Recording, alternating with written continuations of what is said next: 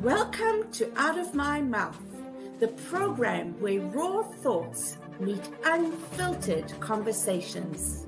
Join us as we dive into the depths of human experience, where we share stories, perspectives, and insights that just might challenge the status quo. Get ready to laugh, cry, and ponder the world around you like never before.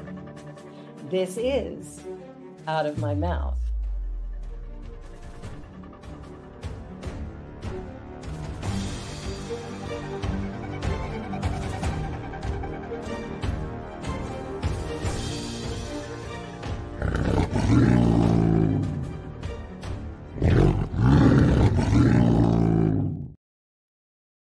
The views and opinions of our guest and hosts do not necessarily reflect those of New Thought Media Network, or any organization we may be affiliated with. Here at New Thought Media Network, we welcome freedom of speech and courageous conversations. There are many topics that can be difficult to navigate. Challenging the status quo and engaging in lively debate is important to expanding our understanding of one another, and life in general. Creating a peaceful world doesn't happen because no one disagrees, it happens from a willingness to understanding one another. In our programming, we strive to expand consciousness and assist people in creating remarkable lives. Your comments are welcome at info@ntmedia.org. Good afternoon, good evening, wherever you are in the world. Welcome to Out of My Mouth. I'm Barbara Jean. And I'm Cheryl Rogers. And let us begin with our land acknowledgement. In the spirit of reconciliation and peace, we are grateful for the opportunity to meet on these sacred lands. We thank the generations of people who have taken care of this land for thousands of years. We recognize our oneness. We realize our history, and we choose to create a new reality. We are one. Miigwech. Miigwech. Thank you, Reverend Doctor. I'm thinking about our guest today, Barbara Jean, who's Reverend Dr. Paul Hasselbeck, and it is my honor and my privilege to be able to introduce my friend and to be able to call him my friend as well, Reverend Dr. Paul Hasselbeck. He has a Bachelor of Science in Biology, a Doctorate of Dental Surgery, and he's an ordained Unity minister. He was also the dean of the Unity School at one time. And people have called Reverend Paul a leading metaphysics authority.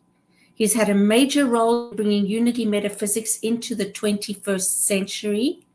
And with a genuine passion for clarity and precision, Paul guides his students to awaken awareness and deepen understanding. He's an author, international speaker, workshop leader, teacher, and metaphysical coach. And he also co-hosts Metaphysical Romp 2 with two other people, which is a weekly internet radio program and can be found on iTunes and Stitcher. So welcome, welcome, welcome. Wow, that was a lot. Did I actually do all of that? I know, and that's why I had to say that, because, yeah, you have accomplished so much in your life and done so much, not just for yourself, but for others, Yes. You know, in this wonderful spiritual journey that we're all on. So I wanted to acknowledge that. And I did ask you, Paul, before we started, how you would like to be referred to, as Reverend Dr. Paul Hasselbeck, or Reverend Dr. Hasselbeck, Reverend Paul. And what did you say to me? Paul, simply Paul. Thank you. Thank you. He said, Cheryl, how long have you known me for? Yes. I did actually do it the way. How long have you known me? And what do you think I want to be called? And she was correct, Paul. I would hope most people who know me know that about me. Yeah. Yeah. And I think they probably do. I just, you know, when you're on a show like this, I want to be able to, you know, let people know that I've checked that with you and that I'm not disrespecting you in any way by calling you Paul, which I think is important, you know, so hence my question. It is an important question. Mm-hmm. Yeah. Mm-hmm. So today we are talking about living with AIDS and the stigma around it. And I wonder, Paul, if you could start by telling us a little bit about your story and background with this topic. Okay. That's always a good place to start, right? The beginning. The beginning. So, in the 80s, I had an active dental practice in San Juan, Puerto Rico. And one day, I remember the day very well, and you're going to understand why. Mm-hmm. It was a normal Monday for a January day in Puerto Rico. If you're thinking exquisitely beautiful, you got it. Okay. Mm-hmm. The weather then is just crazy beautiful. So about mid-morning, I heard someone come into the office. I was treating another patient at the time. And after my patient left, my front desk receptionist asked me if I would speak with the people who came into the waiting room. And I said, sure. And I went in and I sat down next to him. And there was a youngish man. He might have been in his early 20s, and his mother. And as his mother just asked me, will you treat my son? And I said, well, the blanket answer is always yes. And she said, well, my son has 4th stage AIDS, and we have been to 10 previous dentists, and all of them refused to treat him. And well, what I want you to know is I took an oath that I would treat anyone who came through my doors. Mm-hmm. You and your son are very welcome. And so I brought him back into my treatment room. We took x-rays, the whole 9 yards, and found out he indeed had a tooth that needed to be extracted. And that was the one that was causing him all his pain. And so I proceeded to, anesthetize him, get him ready, reassure him. And as I was in the process of extracting the tooth, I put one of my instruments through the palm of my hand. Mm. This hand, basically not through it, wasn't sticking out here to it. And I knew there was enough blood on that, and I knew it was deep enough that it might be a problem. And I had one of those weird, I call them woo-woo-licious experiences. That as I was walking to the sink to wash my hands so I could put new gloves on, I heard a voice say, "Here it is." Wow. No idea exactly what that meant, but here it is. And so I treated him, and he left. And I only know that shortly after the extraction, he died. And I was pretty sure I infected myself. What does "here it is" mean? However, I did have to go through nearly a 6-month waiting period. Wow. In order for there to be enough virus in my blood so that when they tested it, they could confirm that I had HIV. It wasn't a horrible waiting period because I kind of sort of knew. And that started me on this journey to being on this program, we could say, right? Yeah, I mean, yeah. we could probably look at a lineage of how that happened. And so it was frightening. Mm-hmm. It was there was a lot of uncertainty because not much was known back then in 1987. And for that period, I continued treating patients. I always had the habit from my time in the U.S. Navy of always wearing mask and gloves. And actually, when I opened my office in Puerto Rico, there were people who were insulted by it. Wow. And I would have to explain to them, the primary reason is I'm protecting you from me. Mm. And so that helped do some education, you know. And once I got the positive diagnosis back, I met with my doctor and he laid it out for me. You're going to be dead in 2 years. Get your life in order. Yeah. Because that was the typical pathway once a person was discovered to have AIDS in their bodies. And I remember saying to him something like, that's what the minds of this earth believe. Yeah. And I believe there is a greater mind. So I'm going to trust in that. It wasn't as awkward as that at the time. It was, I was kind of smooth-tongued about it. I mean, I didn't want to insult the doctor, but I just wanted to let him know, I'm not going to take that death sentence. Even though I did do things to prepare for that outcome. Wow. And so any other questions? Well, that's interesting to me, because if I'm not mistaken, that was before you even found unity. It was about the same time, because it was somewhere in the time frame of 86, 87, 88 that I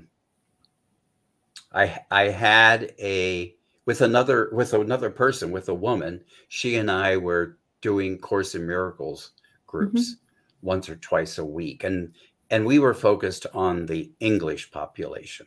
And it was that group that decided that we wanted something on Sunday.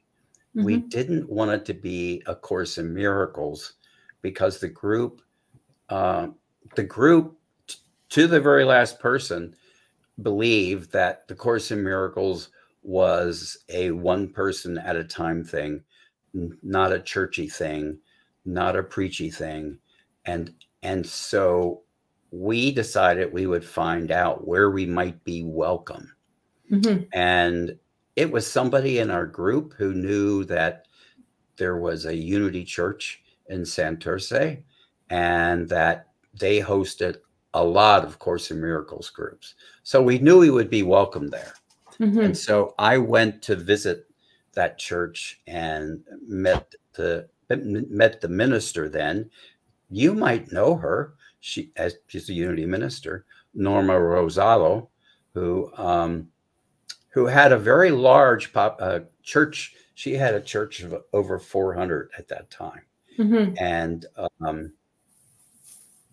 I met with her, and she agreed that she would host an English service in her church.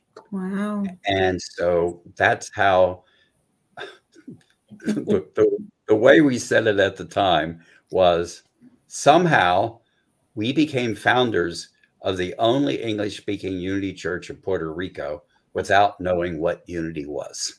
That's where we were, you know. And I hope you two and your listeners have experiences like that in your life, where you simply do what you know is yours to do, Yeah. and you do it, and you don't know where things are going to fall out. Yeah. Yeah. Yeah. Yeah. It's, Absolutely. It's so interesting to have those experiences.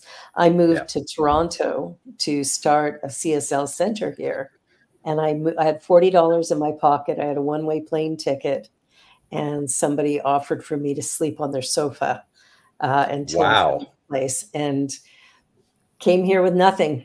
And it was that same thing where you just do because you know you got to.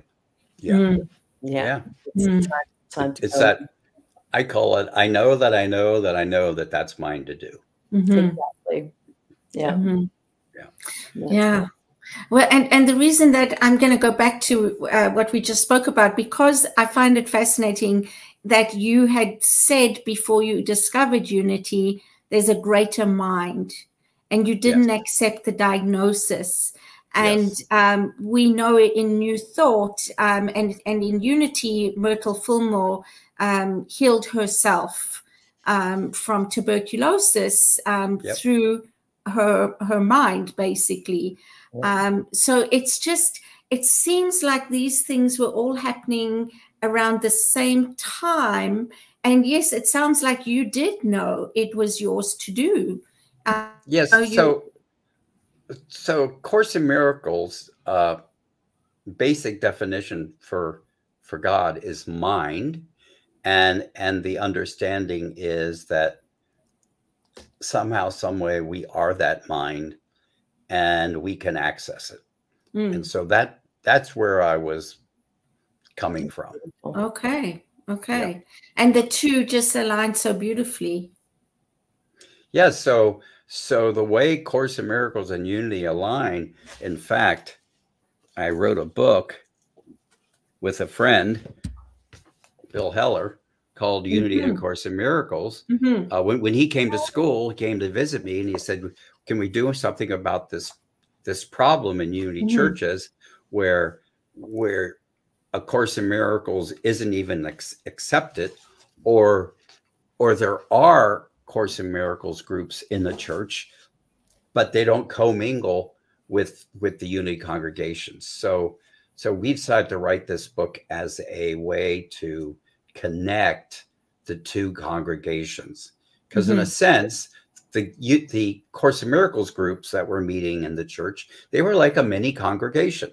And we wrote it. I don't know if it did that, and it's been fairly popular. And thank you to the producer for putting that up there.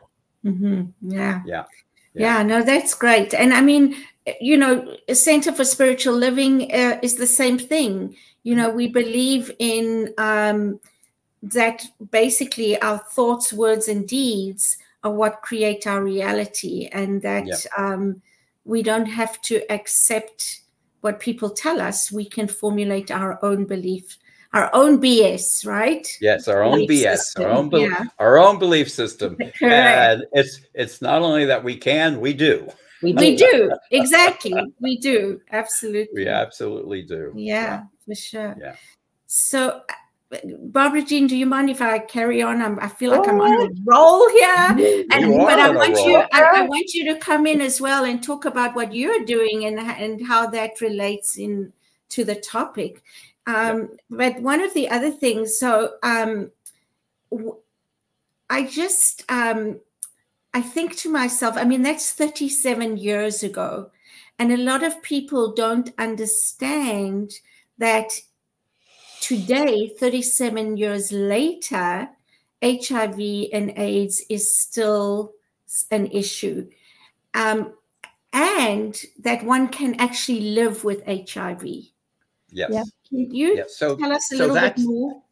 Yes. So that's the miracle of medicine, and in Unity, we've never said no to doctors and stuff like that.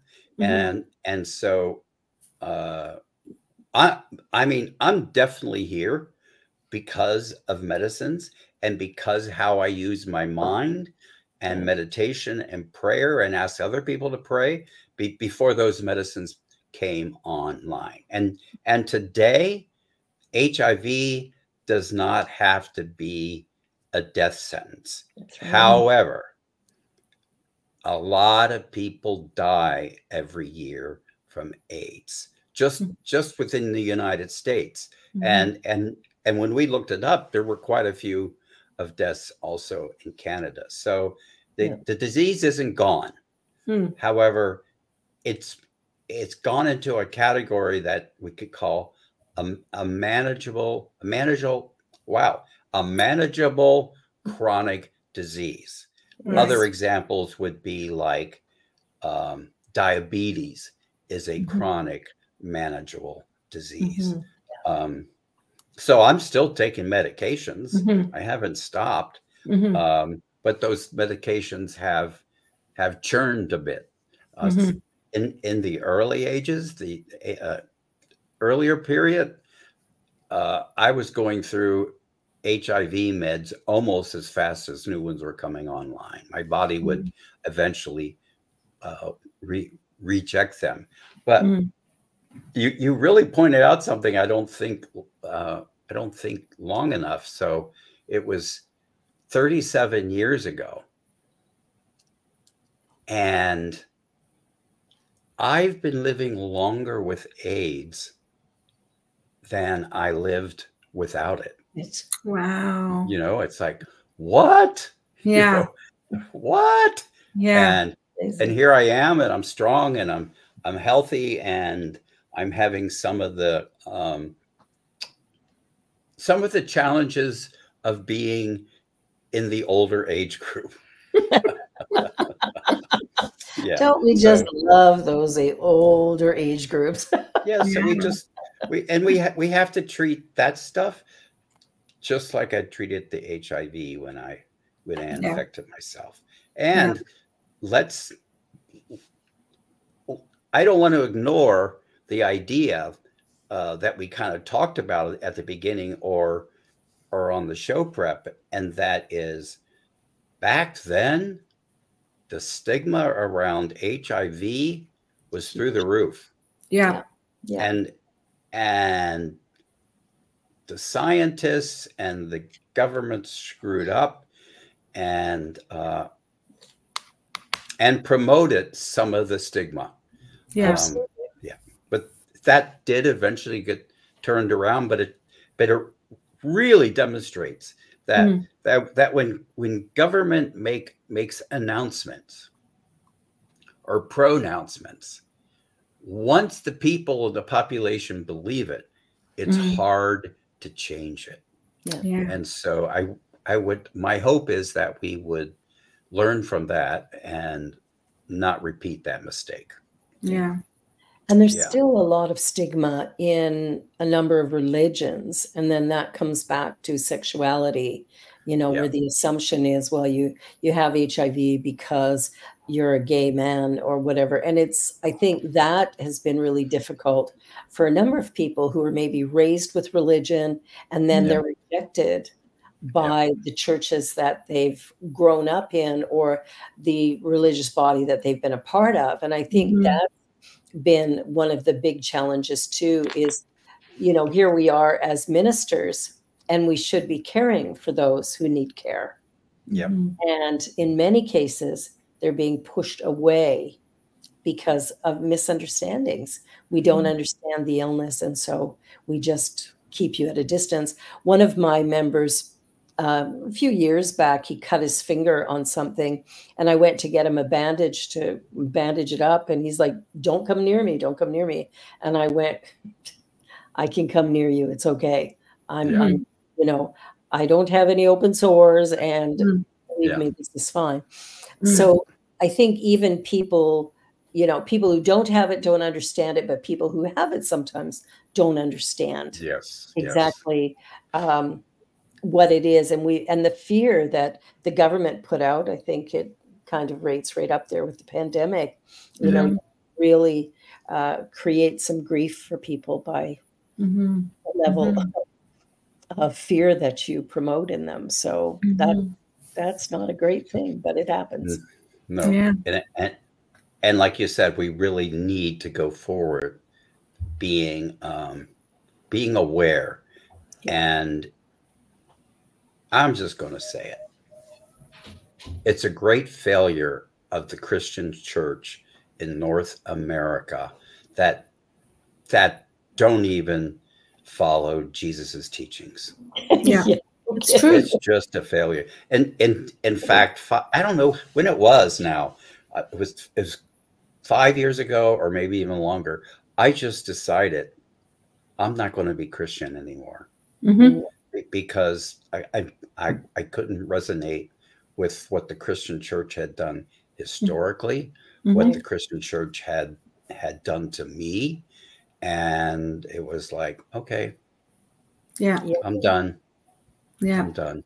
Yeah. I think I was reading a book a while ago, and one of the quotes in it was from a Brit. I can't remember his name offhand. And he said, Christianity hasn't failed. It just hasn't been tried yet. Well, okay. I could go along with that, except that really doesn't nail the coffin on how bad the church has been. Yeah. It's horrible. Just horrible. Absolutely. And horrible. Yeah. And continues to be, unfortunately. Yes. Well, and I think fundamentally where that comes from is that Christianity is not accepting of other religions. Exactly. Okay. And so when you're starting from that point, oh my gosh. Yeah. Downhill you're going. Yeah. Well, and like you said, it doesn't seem that they follow Jesus's teachings in the true sense of the word. And so that's where I struggle with Christianity. And for me, it's a lot of it is man-made. All of it. Yeah, all of it. Religion is man-made, right? Religion, any religion is man-made. Yes. There's a foundation that man, who at whichever time was able to hook onto and then build upon, and have some power and control. How do I control the masses? Let me find a way. I think that's it. Well, we're going to take a short little commercial break. We're at about our halfway point here, and the conversation is getting warmed up. I love it. So don't go away. You're watching Out of My Mouth here on the New Thought Media Network, and we're going to be right back. See you soon.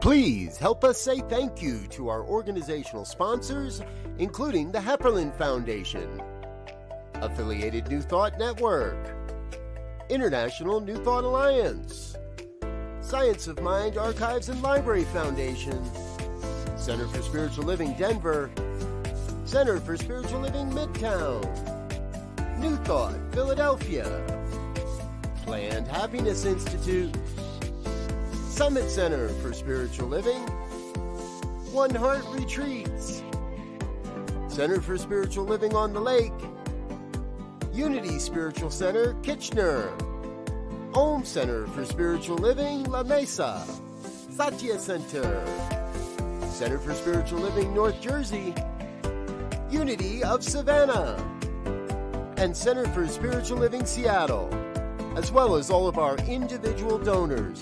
Thank you for making New Thought Media Network a place to be. Please Come be you. And remember, like, share, and subscribe. New Thought.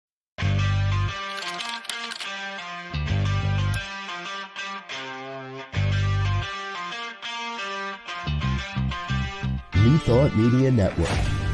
We are a global broadcast network of positive music, media, and entertainment, inspiring humanity's evolution along the journey of enlightenment and creating a world of love, peace, empowerment, and prosperity for all. New Thought Media Network. Positively inspiring.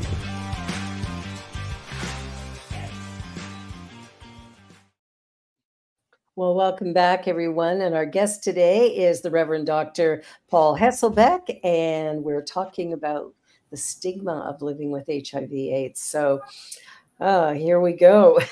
We were just talking about churches. Yeah. And how they're kind of missing the boat on this one a little bit, not taking care of the congregation the way it should. Mm-hmm. Agreed. Mm-hmm. Mm-hmm. So how do you deal with the stigma? I don't know if you still have any challenges in that area, but I think being rejected, especially in a religious organization or spiritual organization, to be rejected because of an illness, I think is kind of horrific. It's hard to believe it happens, but it does. Yes, and it still does happen. And It does, yeah. Any overt rejection, I'm not aware of any of it happening with me. However, because of the fear of that, it creates a way of moving through the world that isn't as free as I would have liked to have been.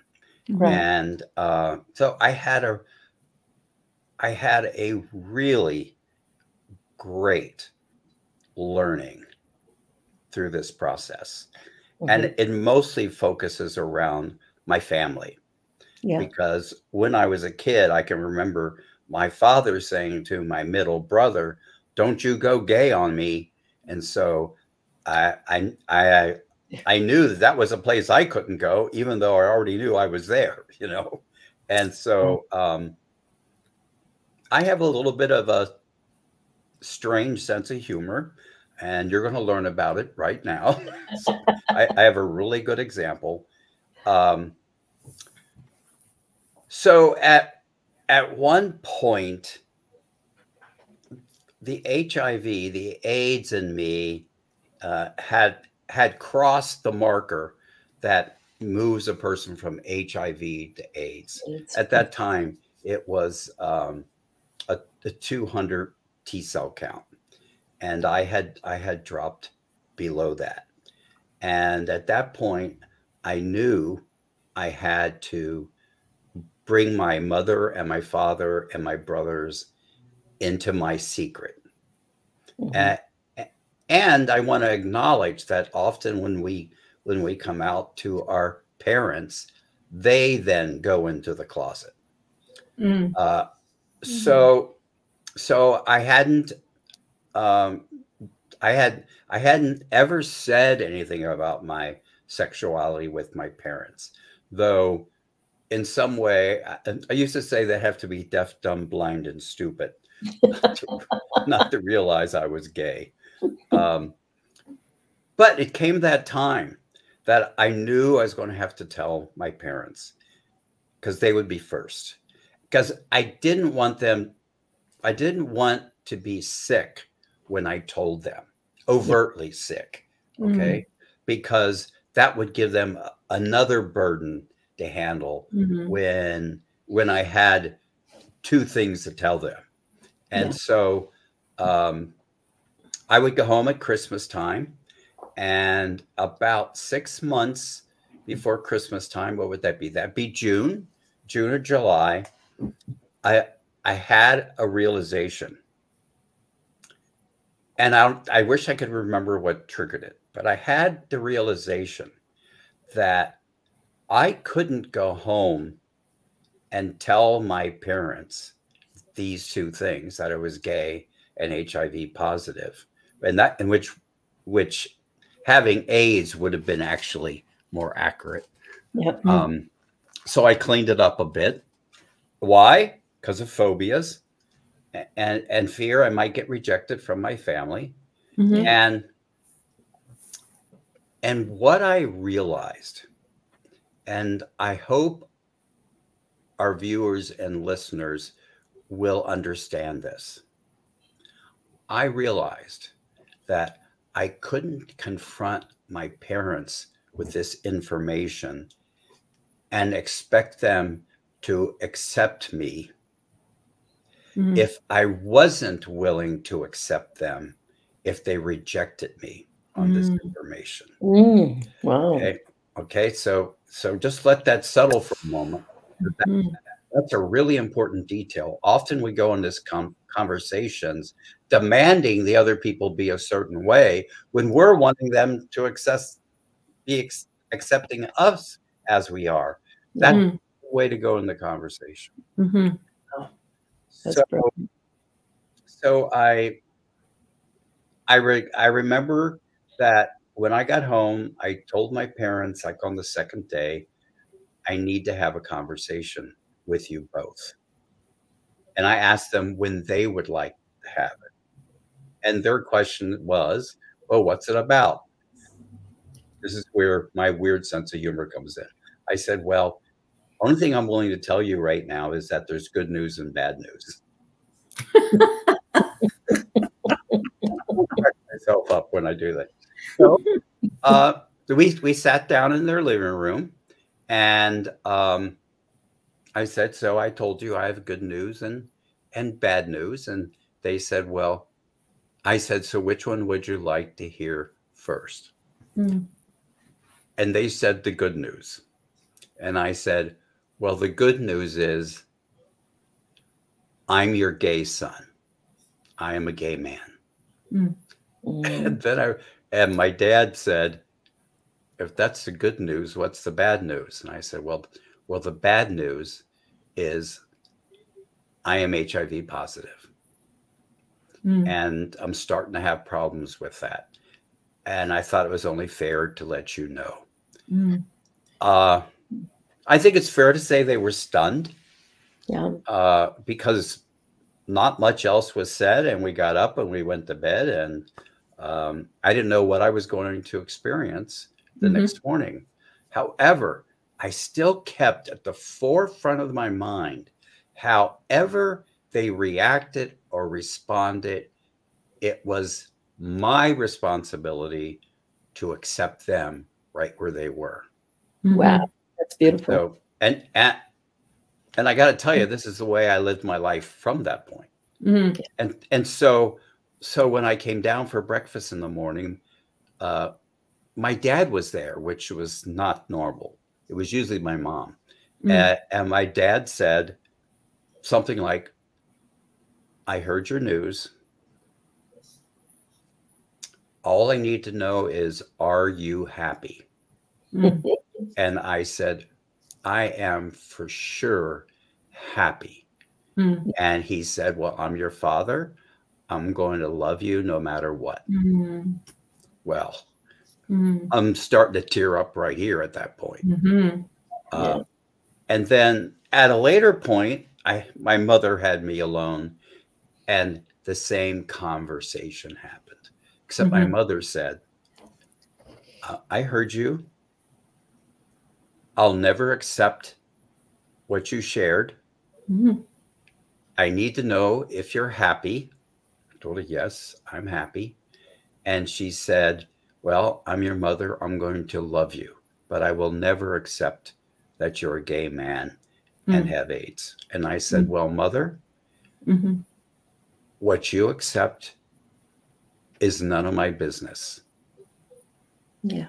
And I'm going to accept you just the way you are. Beautiful. And know that I love you. And so it turned out really well. It could have turned out I was on the street, but being thrown out on the street at 30 something years old, well, I had credit cards and money in my pocket, and I knew how to get home. You know what I mean? So I chose to tell my brothers in a letter. So I sent them a letter and I copied my parents so they would know. And only my oldest brother called me, and he was very much fundamental Christian. So I didn't know what to expect from him. And he said, Paul, I got your letter. And what I want you to know is I have my sin and you have your sin, so we can just move forward from that, which was like totally unexpected. But it's a really good take on the teaching of the Christian church that we're all sinners. So he can't make a big deal about my sin because I don't have the right to make a big deal about his sin. So it was a rather advanced way of thinking, I thought. Yeah. I love that. Yeah. Well, I mean, it's basically non-judgmental. Yep. Right? Which is beautiful in itself. Yes. And the same thing as the way I treated my parents. I had to be in a state where I could be non-judgmental with them because I was delivering an information that was life-changing for them. Because like I said earlier, they had to go into the closet because they didn't want their friends to know that I was gay and had AIDS because of all the stigma around it. So I have a question, Paul, with regards to, when you first started telling us about telling your parents, there were two distinct things.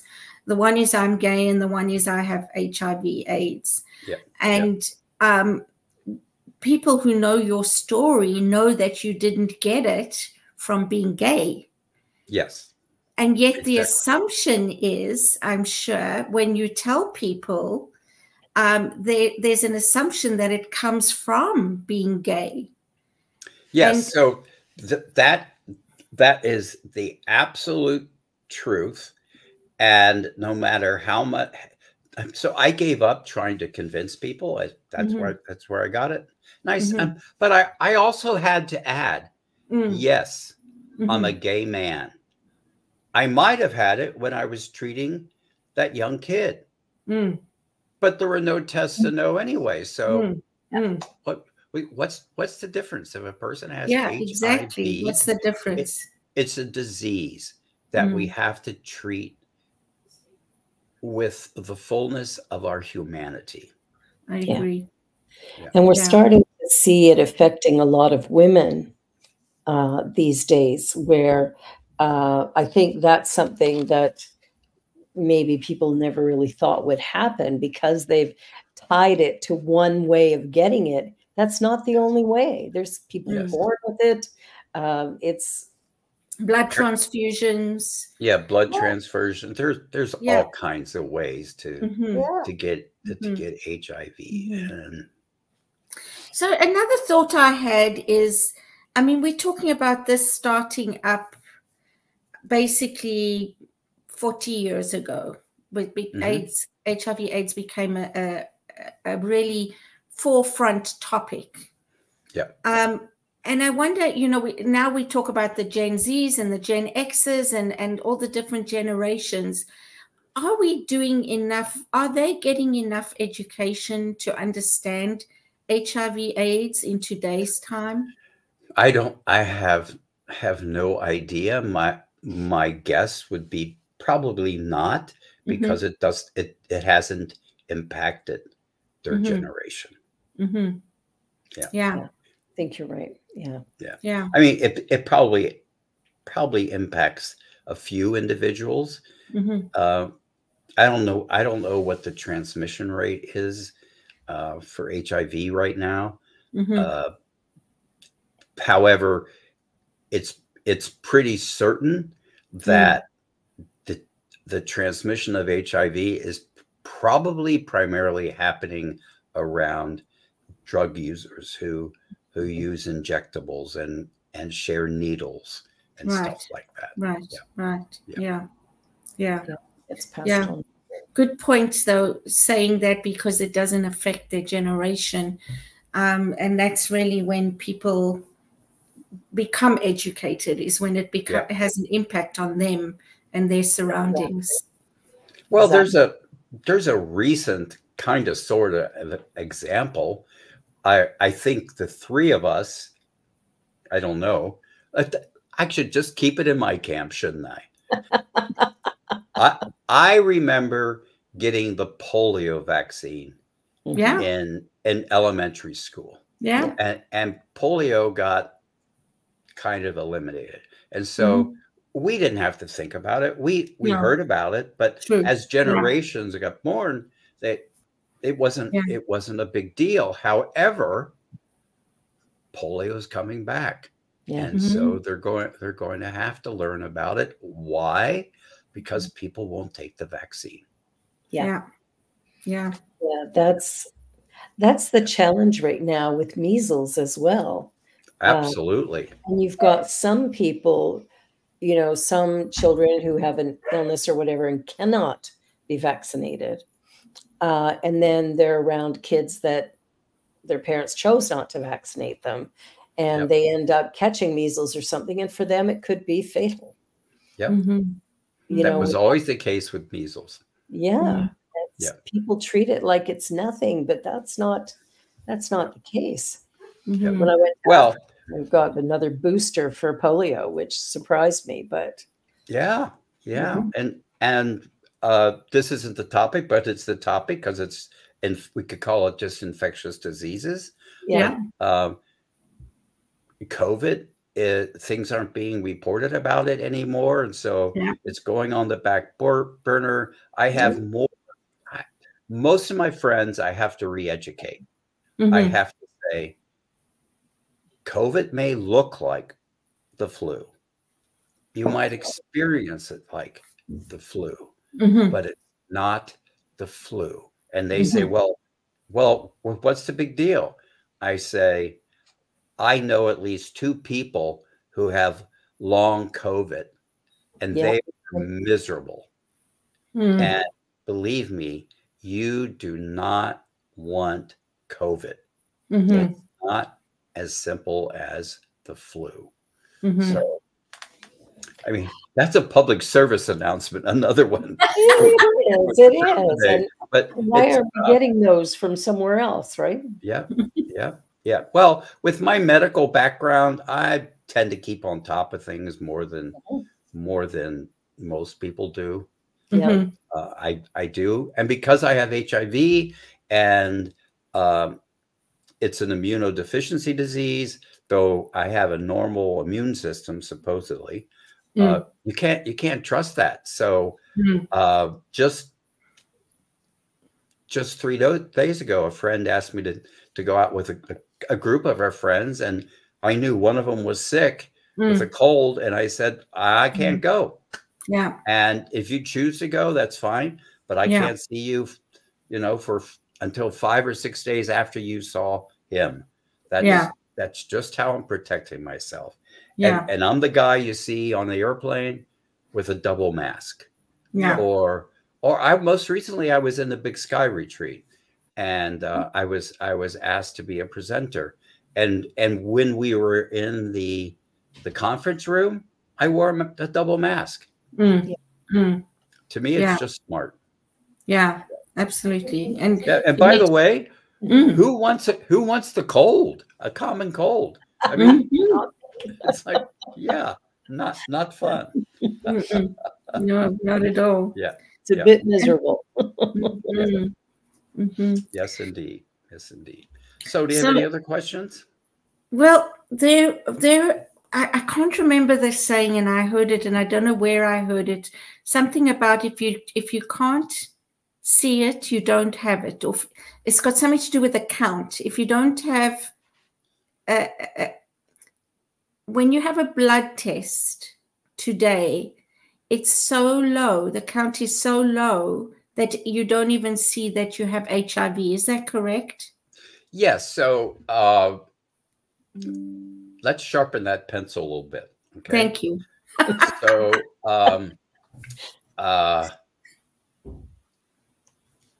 I'm a weird case, and my HIV has been undetectable since 1996, continuously without interruption, which is like, what? Fantastic. Yeah. However, there you go. Thank you, Deja. Yeah. When it's undetectable, you cannot share it. So yes, exactly. Okay. Yep. Yes. I really prefer that you Share. cannot share. I cannot share it. Okay. Yeah. And as a sexually active man, a few years ago or years ago, I only was sexually active with other people who were HIV positive. Well, that new information has gotten out. And so I mean, I disclose. Yeah.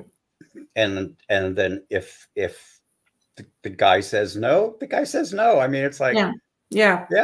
I mean, we say no to people because they're the wrong body weight or have the wrong color hair. Well, HIV is another one we can add to that list, right? Yeah. So it's just, so I'm undetectable.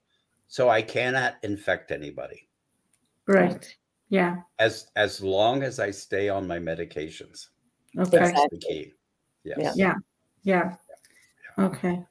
Yeah. Well, that's good to know.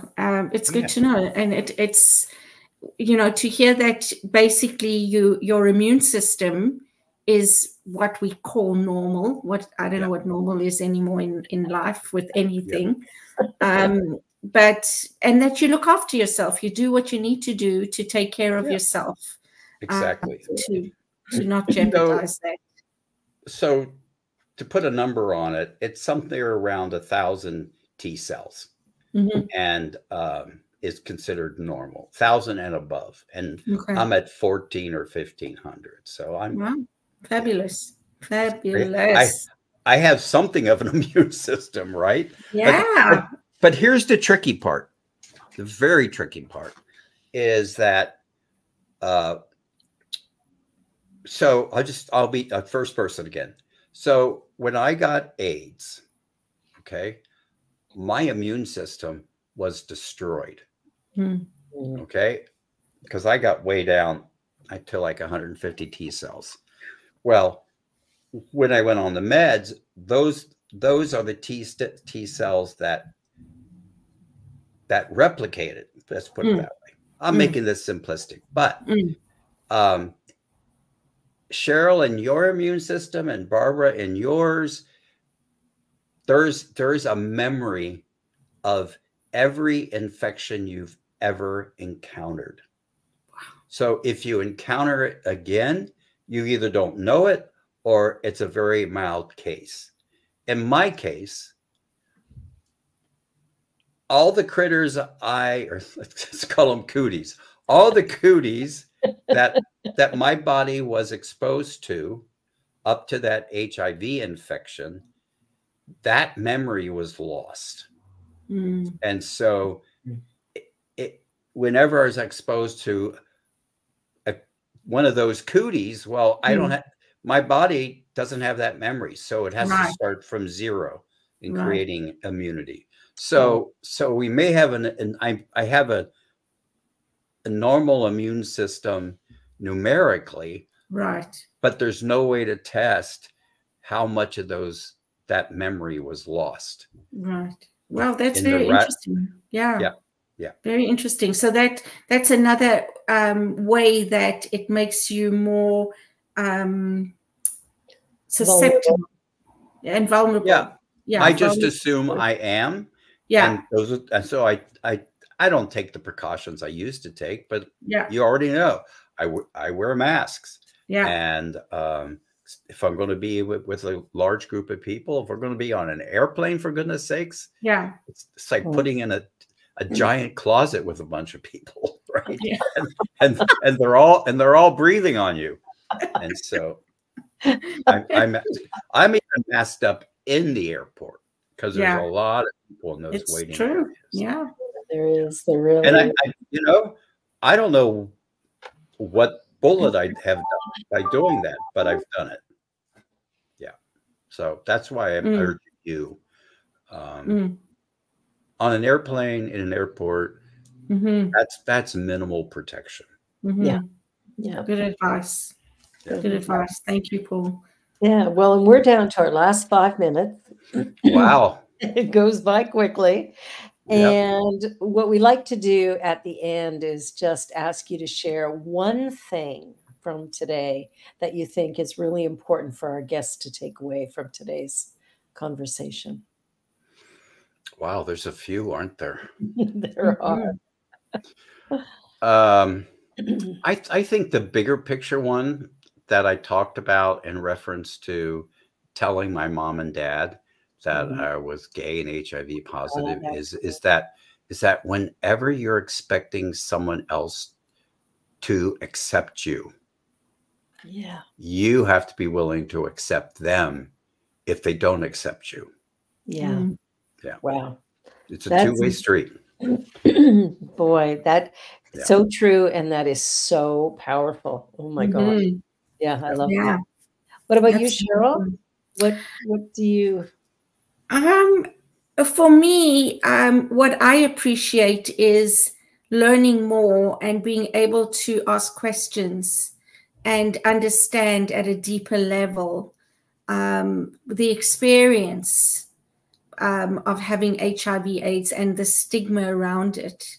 And so I would invite people to be more open and curious and ask questions and learn more rather than making assumptions about someone who you may come across with HIV/AIDS. Yeah. Let's stop rejecting each other. You know, Yeah. You know, we're part of unity, and we act as though there's, you know, separation and division, and the name in itself tells us there isn't. So I think remembering that, and I really do love what you said, Paul, about telling your parents and getting your head in the framework that if they don't accept me, I accept them anyway. For where they stand. And for me in my ministry, it's always been come as you are.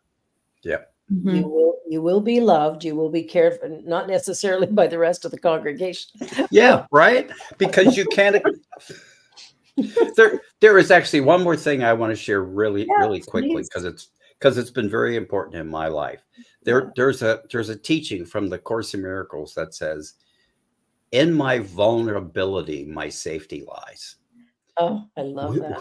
Right? We are told that being vulnerable is dangerous. It's hiding yourself behind walls of secrets that makes you the most vulnerable. So after I told my parents, I was pretty good at just letting people know. And when I was in the retreat department for Unity,